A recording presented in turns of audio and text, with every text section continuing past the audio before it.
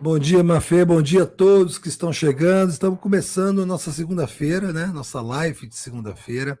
Portanto, estamos começando a semana e começando o dia. Primeira live é o Café da Manhã, primeira live da série de lives que abre a semana do Diário de Sinto Muito, como sempre. Eu fico muito grato de estar junto aqui com Maria Fernanda Passos para começar esse trabalho e trazer informações, análises, críticas, enfim, entretenimento, aquilo tudo que a gente tem juntos aqui na nossa comunidade. Muito bom dia a todos. E obrigado mais uma vez por trazer audiência e prestígio e solidariedade aqui para a nossa live, tá bom? Não se esqueçam de depositar qualquer caraminguá, qualquer dinheirinho, qualquer níquel que vocês tenham para ajudar na nossa arrecadação, que começa agora. São R$ 800 até o meio-dia e são 10 membros até o meio-dia. Muita gente ainda me mandando parabéns pelo meu aniversário no sábado. Muitas pessoas entraram no Facebook, no Instagram, enfim, todas as redes sociais para me mandar parabéns. Eu estou muito comovido com esse carinho todo. Quero agradecer a todos vocês. Né? Muita gente mandou superchat, inclusive no sábado, no dia do meu aniversário, para ajudar os DCM, me dando parabéns e a minha gratidão enorme para vocês. Eu tô rouco, né? Lembra que eu estava com problema de garganta, ainda fiquei gripado, e aí a garganta degringolou, mas não dói, né? Ela ficou, eu tô assim meio que rugindo, né? Já aumentei aqui meu microfone na maior altura que pode ter e vou levar aqui com vocês conversando, que não tem. Peraí. Desculpa, é a gripe. Não tem problema nenhum, né? Gripe. Para minha geração, gripe não é doença, né? Minha mãe fala, tá gripado, né? Só não toma água gelada e vai para a escola. Mas é isso. Muito obrigado a todo mundo e vamos começar o dia porque aconteceu uma coisa inusitada no desenrolar dessas histórias da joia. Eu estou tomando água agora, você pode deixar, tá aqui, ó. Mas a água não resolve, não. Mas assim, a garganta tá boa, ela só tá rouca, tá? A gente está acompanhando de perto essa história das joias, e isso está virando cada vez. É aquela história: quanto mais você mexe, mais ela fede. O Flávio Bolsonaro conseguiu arrancar uma entrevista, dar uma entrevista ontem, né? Arrancar com a assessoria de imprensa para dar uma entrevista, acho que no UOL, eu recebi essa entrevista ontem para ler, e ele disse o seguinte: que aquela caixa podia ser qualquer coisa, podia ser um copo d'água. Quer dizer, até para montar uma tese esdrúxula, eles são idiotas. Quer dizer, o cara, quando pensa numa coisa inusitada dentro de uma caixa vindo da Arábia Saudita, é um copo de água. Isso mostra o completo despreparo e o desespero dessa gente em relação a essa história. Por isso que essa história não pode morrer. Né? Essa história tem que ser esclarecida ao máximo, porque eu tenho certeza que se você puxar esse novelo, vai ter muito mais coisa do que joia vindo da Arábia Saudita e do Oriente Médio. Lembrem que o governo Bolsonaro, a família Bolsonaro, os ministros de Bolsonaro, fizeram 152 viagens para o Oriente Médio nesses 4 anos. Nunca nenhum governante, nem ministro, nunca nenhum governo, nem o governo Lula, que tinha ótimas relações com o Oriente Médio, teve tanta viagem para esse lugar. O que nos leva aqui é que, na verdade, essas viagens eram para trazer coisas. Eram viagens de mula. Né? Cada vez que um vai depor, o Bento Albuquerque, o almirante Bento Albuquerque, era ministro das Minas e Energia, já inventou mentiras, já deu 7 versões sobre essa história das joias, e a gente não pode deixar essa história morrer, porque essa história das joias é uma ponta de um novelo. Tem que puxar esse novelo. Tem que descobrir o que tanto esses caras foram para o Oriente Médio. E quanto de joia, quanto de dinheiro veio de lá trazida em bagagens. E essa história de que você recebe uma caixa de um príncipe saudita, de uma ditadura saudita, de um sujeito que é acusado de esquartejar um jornalista, e não abre a caixa para ver o que tem dentro, bota dentro da mala e leva para dentro do avião. Essa história, você tem que ser. Você não basta ser bolsominion, você tem que ser um bolsominion muito, muito, muito retardado para acreditar numa coisa dessa. Ninguém acredita, eles sabem que ninguém acredita, eles estão tentando de alguma forma mitigar o dano disso. Né? Agora está tendo, eles estão colocando gente para falar nas duas casas, na Câmara e do Senado, para bater na tese de que as joias estavam abandonadas. Ora, abandonadas. Foram 7 tentativas de retirá-las da Receita Federal. 7 tentativas. Não tinha nada abandonado. Né? Então, eles estão desesperados com essa história. Assim como estão desesperados, a nossa manchete agora no Diário do Centro do Mundo, quem quiser dar uma olhada no site, aquela minuta do golpe encontrada pateticamente no armário do ex-ministro da Justiça, Anderson Torres, que está preso desde fevereiro. Essa minuta é a passagem da inegibilidade do Bolsonaro, segundo ministros do TSE. Quer dizer, não tem como ele escapar desse processo com aquela minuta, né? Uma minuta, vocês lembram bem, um documento prevendo uma intervenção federal no TSE para prender o Alexandre de Moraes e outros ministros, formar uma junta militar para poder dar um golpe de Estado no país.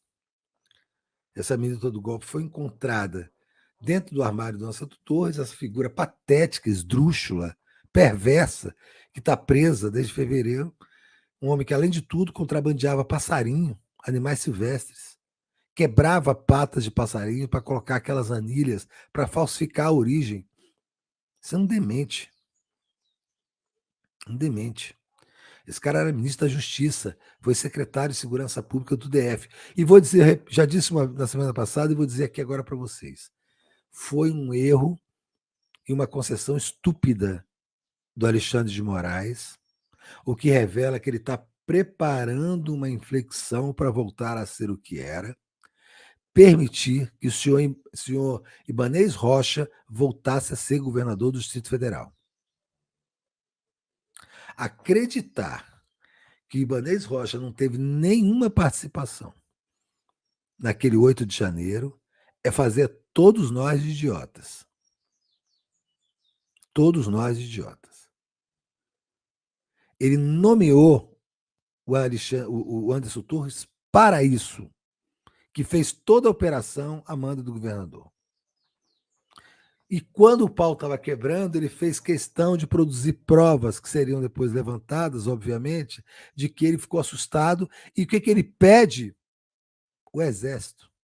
O plano todo era para ter o Exército e fazer uma intervenção de GLO, de Garantia de Lei da Ordem, que é o plano do Bolsonaro, que é o plano dos bolsonaristas. Era colocar o Exército, fazer uma intervenção federal com o Exército e o Exército nunca mais sair.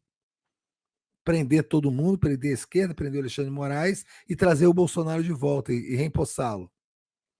Dizer que a eleição foi fraudulenta, com uma intervenção no TSE. Isso foi bolado com o senhor Ibanez Rocha. Reconduzi-lo ao governo do Distrito Federal é um ato de fraqueza, é uma vilania, é uma concessão estúpida que nunca deveria ter sido feito. E uma hora escreva, a gente vai pagar por isso. Provas serão destruídas, pessoas serão protegidas, né? E esse cara ainda vai fazer o sucessor dele aqui no DF. Nunca, jamais esse homem poderia ter voltado ao governo do Distrito Federal. O 8 de janeiro foi organizado por Ibanez Rocha e a Polícia Militar do Distrito Federal. Foi montada para isso.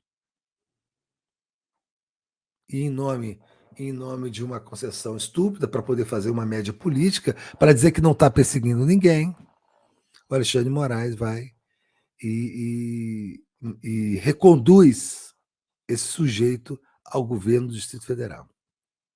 Uma pena, viu? É aquela coisa, depender só do Alexandre de Moraes tem esses problemas, eu acho que vão surgir outros problemas com o tempo. É isso? Olha só, desculpe, ainda estou um pouco gripado. Nós temos também uma outra questão que é difícil de tratar, porque a economia sempre é um assunto hermético, mas essa semana o Copom vai votar de novo a taxa de juros no Banco, vai decidir de novo a taxa de juros, que está em 13% pelo Banco Central. Deve ser mantida nesses patamares, que se for mantido será uma derrota para o governo, que tenta baixar as taxas de juros para poder melhorar a qualidade do crédito para a população, no momento em que os velhos programas que deram certo no governo Lula e Dilma estão sendo ressuscitados. Hoje recomeça o Bolsa Família, num patamar mais alto, né? E o Mais Médicos, que parece que vai se chamar Mais Saúde para o Brasil, ou alguma coisa desse tipo, se eu não estou enganado.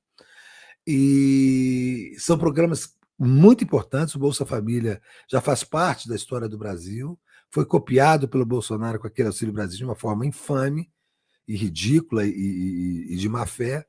E agora nós vamos ter de novo os Mais Médicos, que foram importantíssimos para cuidar da saúde básica, principalmente de cidadãos brasileiros que moram nos rincões, nas profundezas do país, que nunca tinham tido acesso médico, e graças aos médicos cubanos, eles vieram para cá e levaram saúde para essa gente toda no interior do Brasil. Foram perseguidos, claro, com o fim com a cassação da Dilma, e foram embora do Brasil. Devem retornar, tomara que retornem, mas a ideia do governo agora é conscientizar os médicos brasileiros para que ocupem esses postos. Jovens médicos, a meu ver, deveria ser obrigatório ocupar esses postos para quem faz universidade pública. Porque não faz sentido o cara passar 6, 7, 8 anos às custas do contribuinte na universidade pública e, quando sai, não ter que dar nenhum retorno para a população. Então, o Mais Médico tinha que ser a porta de saída das universidades públicas. Todo mundo que sai cumprir pelo menos 1 ou 2 anos, os Mais Médicos, depois está liberado, se fez universidade pública. Aliás, todos os cursos de universidade pública, todos deveriam ter uma cláusula nesse sentido. Se você faz universidade pública, você tem que prestar serviço para o público. Você tem que retribuir esse país pobre, miserável, que pagou os seus estudos, com os seus impostos, com sangue, com suor. Não dá para estudar em escolas caríssimas e entrar na universidade pública e sair de lá para ficar rico, para fazer o que quiser da vida. Não, tem que retornar. Eu achava que todo mundo que estuda escola pública, em universidade pública, tem que retornar alguma coisa para o público, que pagou os seus estudos. Essa é uma decisão de coragem, uma decisão política, uma decisão importantíssima que tinha que ser tomada, talvez junto com a reforma do ensino médio.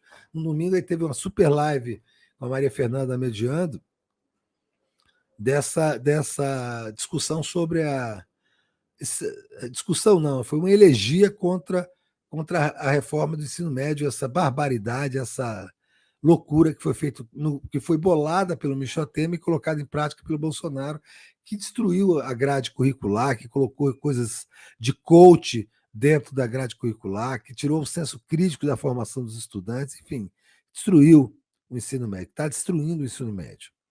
Então, depois de acabar com isso, eu espero que o ministro Camilo Santana acabe com isso, sem fazer concessões.